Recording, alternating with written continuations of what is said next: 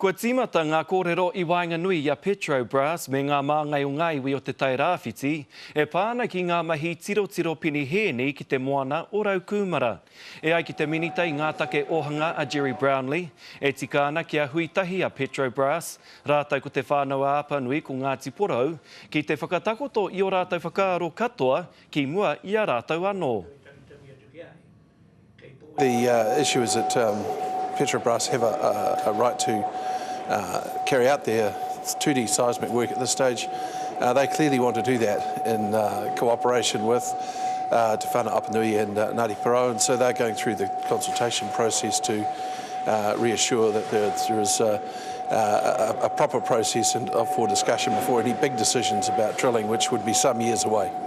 No te marama o pipiri I tēnei tau ka tukuna e te kāwanatanga he raihana tiro pini hēni kia Petrobras ki ngā moana o te whānau a Apanui me Ngāti Porou. Ka hui anō ngā rōpu e toru nei a te wiki e tū mai nei.